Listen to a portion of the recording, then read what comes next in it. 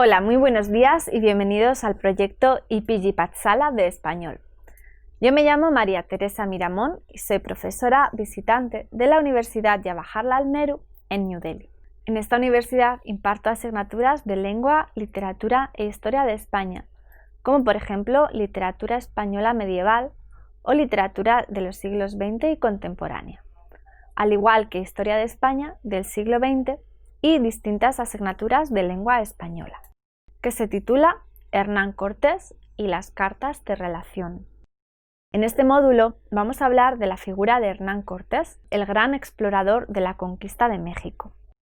Hernán Cortés, como todos sabemos, jugó un papel fundamental en la historia de la conquista americana por su intervención directa en la conquista de México.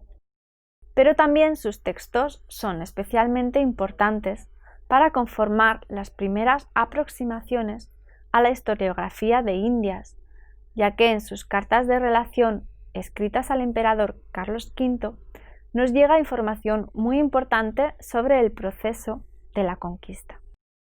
Así pues, vamos a empezar este módulo con el primer apartado, que se titula Hernán Cortés, biografía y empresa.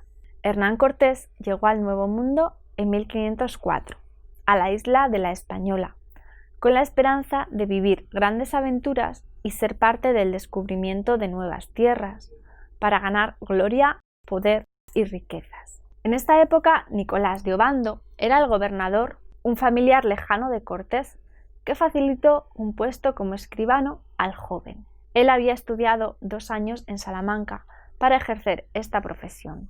Su extrovertida e inteligente personalidad le volvió muy popular en la pequeña villa y amasó una gran fortuna escribiendo memorias. Gracias a esta popularidad, Diego Velázquez lo contrató como su secretario personal y lo llevó consigo a la conquista de Cuba. Cortés comenzó a liderar algunas misiones y poco a poco comenzó a ostentar más poder y admiración por parte de sus compañeros. Tanto así que decidiría por su cuenta partir con una tripulación de 11 naves y emprender rumbo al Yucatán para comenzar la conquista azteca. Pero no fue Hernán Cortés quien descubrió estas tierras, sino Fernández de Córdoba, que por un error de navegación acabó en la península del Yucatán y tuvo un encuentro muy desagradable con los nativos, que acabaron con gran parte de su tripulación. Así pues, el capitán regresó a Cuba para informar a su superior, Diego Velázquez, de su descubrimiento y advertirles de que los indígenas que allí vivían eran más belicosos y tenían una civilización bastante superior a las que habían descubierto previamente en el Caribe.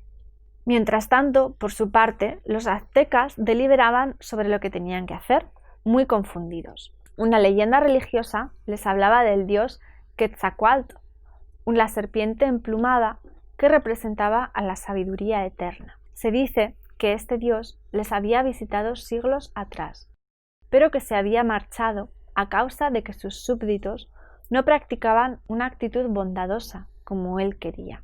Una profecía que él mismo dictó decía que regresaría, y la cuestión es que el año de la profecía coincidía con la llegada de los blancos españoles, así como la descripción del dios blanco, con barbas, con armas de las que emanan fuego, etc. Así pues, el emperador Moctezuma, lleno de miedo por ofender a un dios, esperó la vuelta de los españoles para ofrecerles presentes y riquezas. Esto, como se puede suponer, lejos de calmar a los invasores, los incitó a continuar con la invasión. Diego Velázquez, a pesar de que ya no confiaba en su anterior amigo Hernán Cortés, estaba preparando una tripulación y 11 barcos para partir hacia la conquista. Velázquez necesitaba el dinero de Cortés, pero la popularidad y las ansias de poder de Hernán Cortés, que tenía una gran habilidad para atraer la atención y el apoyo de sus hombres, hicieron que Velázquez desconfiara más y más, hasta que desautorizó la partida de su antes amigo.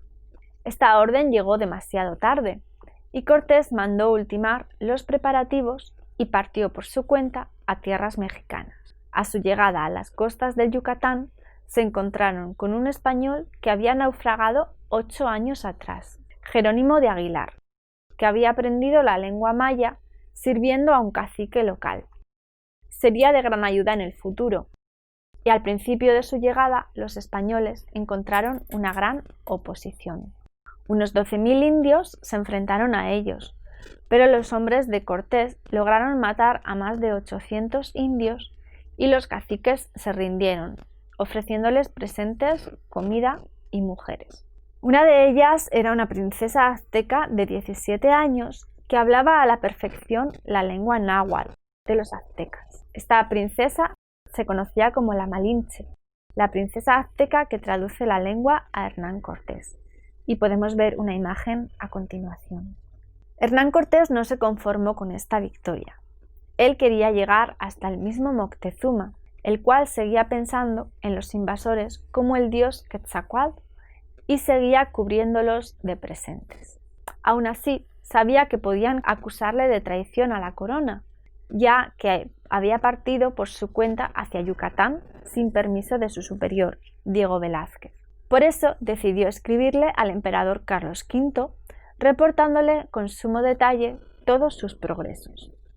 Sus cartas se tradujeron a varios idiomas y fueron leídas en toda Europa, aumentando notablemente su fama y el interés por el Nuevo Mundo.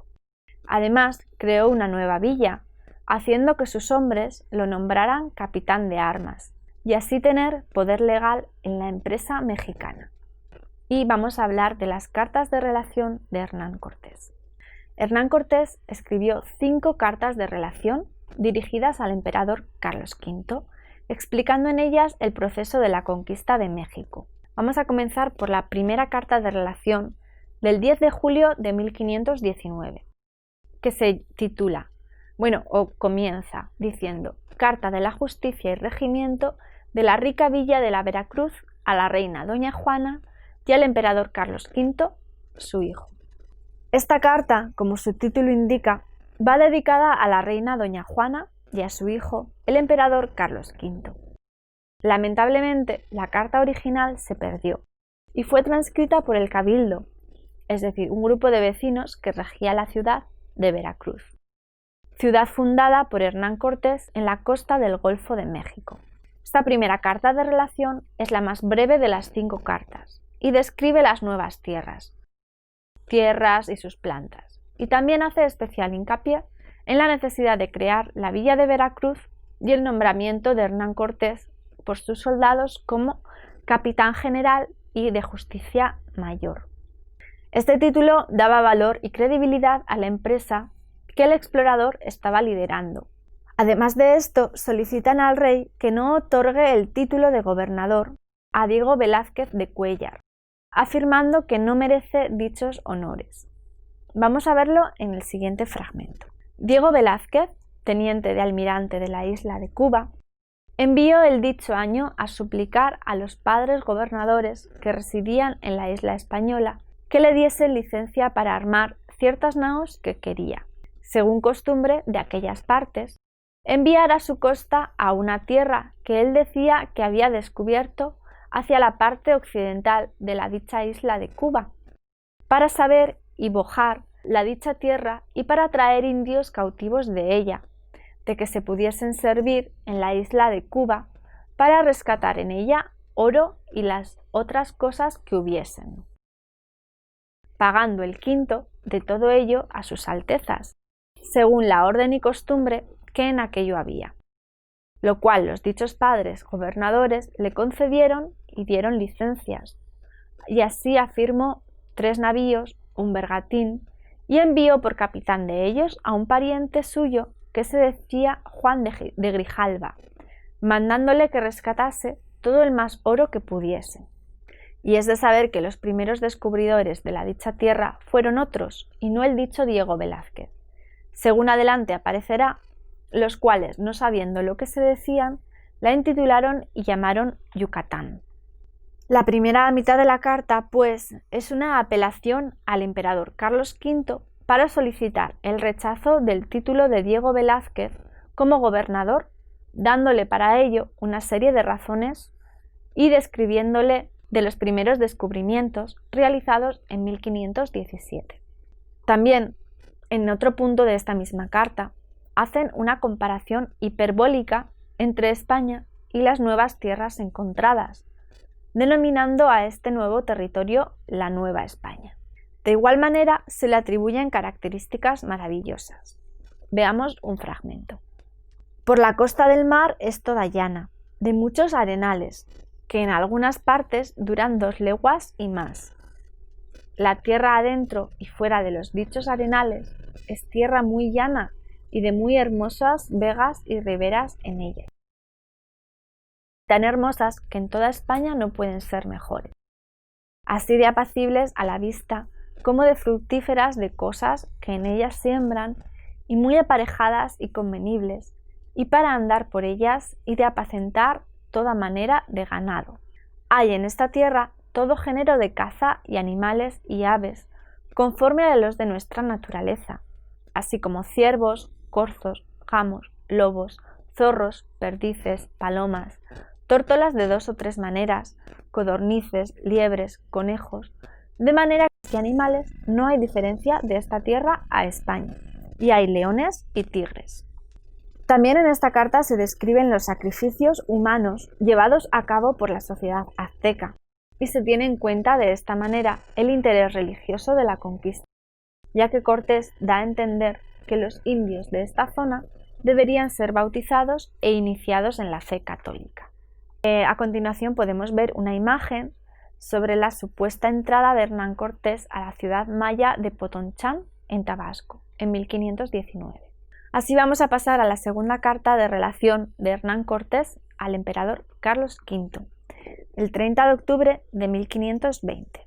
En esta carta Hernán Cortés comienza disculpándose con su majestad por el tiempo que ha tardado en volver a reportarse y explica el porqué del hundimiento de los barcos que hundió para evitar que sus hombres regresaran a la Española.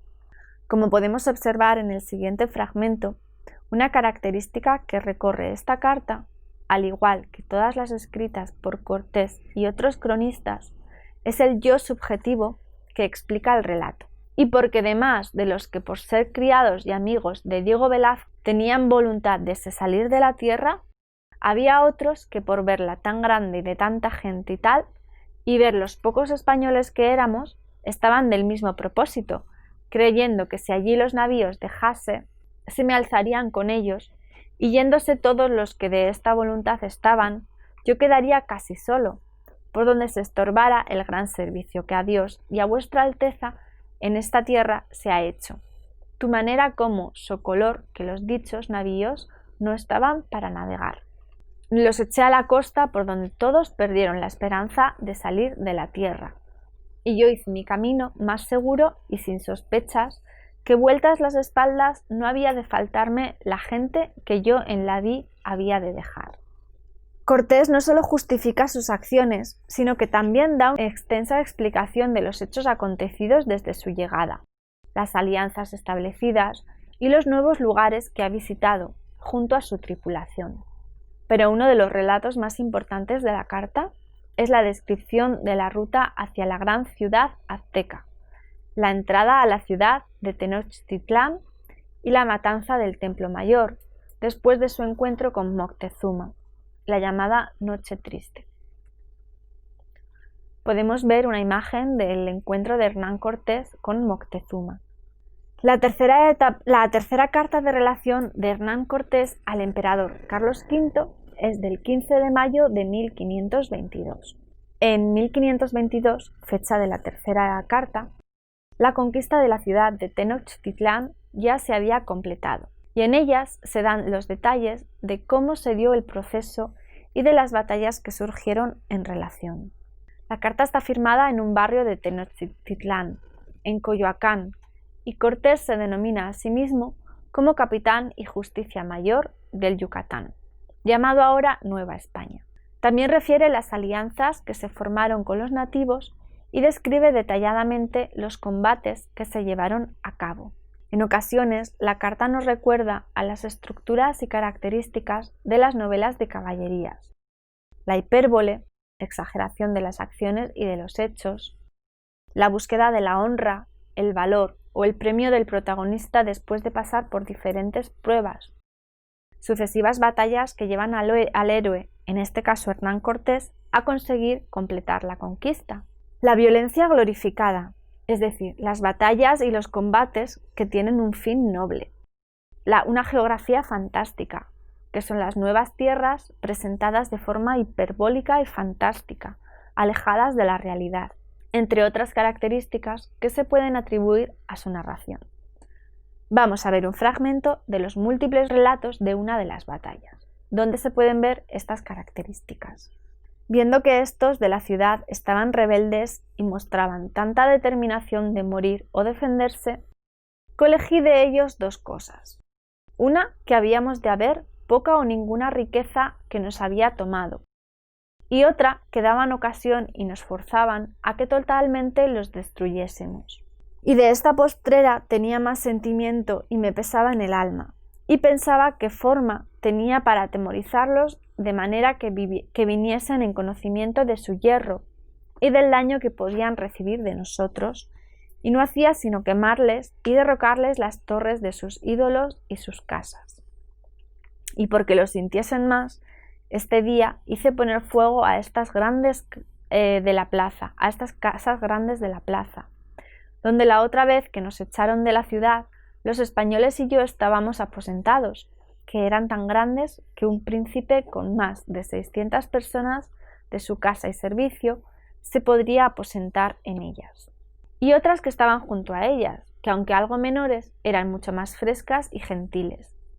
Y tenía en ellas, Mutezuma, todos los linajes de aves que en estas partes había, y aunque a mí me pesó mucho aquello, porque a ellos les pesaba mucho más, determiné quemarlas, de lo que a los enemigos mostraron harto pesar, y también los otros sus aliados de las ciudades de la laguna, porque estos ni los otros nunca pensaron que nuestra fuerza bastara a entrarles tanto en la ciudad, y esto les puso harto desmayo. Está hablando en este fragmento de la decisión de inhabilitar las ciudades que rodeaban a Tenochtitlán para que de esta manera la ciudad se rindiese antes. Aquí vemos un ejemplo de cómo Cortés ordenó quemar ciertas casas de la ciudad para tomar una de estas ciudades. Además, vemos el grado de detalle con la que Cortés describe sus batallas. En esta tercera carta, el conquistador también habla de los primeros casos de epidemias que se dieron en esta zona, que llevaron a la muerte al hermano de Moctezuma, entre otros. Pero el momento clave de esta narración es la entrada en la ciudad de Tenochtitlán, Tlatelolco. Pasamos a la cuarta carta de relación de Hernán Cortés al emperador Carlos V, del 15 de octubre de 1524. Firmada en Tenochtitlán, esta carta cuenta el resto de las campañas llevadas a cabo después de la toma de la gran ciudad, con el objetivo de una gran expansión territorial. También relata la campaña de la expedición de Guatemala, dirigida por Pedro de Alvarado, y la expedición de Cristóbal de Olid para buscar un lugar por el que pasar hacia las islas Molucas. En este punto, Cortés muestra su sospecha de que Cristóbal de Olid es un traidor, y así se lo hace saber al emperador, desprestigiando nuevamente, de paso, a su enemigo Diego Velázquez. Digo esto porque habrá 2 días que Gonzalo de Salazar, factor de vuestra Alteza, llegó al puerto de San Juan de esta Nueva España, del cual he sabido que en la isla de Cuba, por donde pasó, le dijeron que Diego Velázquez, teniente de almirante de aquella, había tenido formas con el capitán Cristóbal de Olid, que yo envié a poblar las Ibueras en nombre de vuestra Majestad, y que se habían concertado con que se alzaría con la tierra por el dicho Diego Velázquez, aunque por ser el caso tan feo y tan en deservicio de vuestra Majestad, yo no lo puedo creer, aunque por otra parte lo creo, conociendo las mañas que el dicho Diego Velázquez siempre ha querido tener para dañarme y estorbar que no sirva, porque cuando otra cosa no puede hacer, trabaja que no pase gente en estas partes, y como manda aquella isla, prende a los que van de acá por allí, pasan y les hace muchas opresiones y tómales mucho de lo que llevan y después hace probanzas con ellos porque los dé libres y por verse libres de él hacen y dicen todo lo que quieren. Yo me informaré de la verdad y si hallo ser así, pienso enviar por el dicho Diego Velázquez y prenderle preso, enviarle a vuestra majestad, porque cortando la raíz de todos los males, que es este hombre, todas las otras ramas se secarán y yo podré más libremente efectuar mis servicios comenzados y los que pienso comenzar. Otro de los puntos importantes que se trata en esta carta es el tema de la evangelización. Cortés indica que todavía no ha llegado ninguna orden a evangelizar y pide a su majestad que envíen frailes dominicos y franciscanos para comenzar las tareas.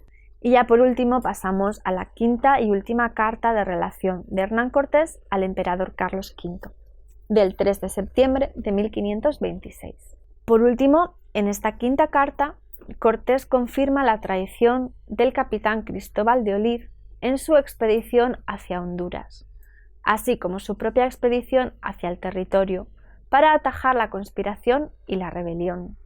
En este viaje el conquistador sufrió muchas penas, las cuales narra con todo detalle en la carta. Además de esto, en su ausencia en la capital mexicana, se produce un motín, llegando noticias a la corte de que el propio Hernán Cortés había cometido traición. Así pues, en la última parte de la carta, Cortés hace una defensa de su propia persona, justificándose ante las calumnias de sus enemigos. En este módulo hemos hecho un aproximamiento a la figura del conquistador Hernán Cortés y a sus cartas de relación. Hernán Cortés, como todos sabemos, jugó un papel fundamental en la historia de la conquista americana por su intervención directa en la conquista de México, pero también sus textos son especialmente importantes para conformar las primeras aproximaciones a la historiografía de Indias, ya que en sus cartas de relación escritas al emperador Carlos V nos llega información muy importante sobre el proceso de la conquista. Y así termina el módulo 5 dedicado a Hernán Cortés. Muchas gracias por escucharnos.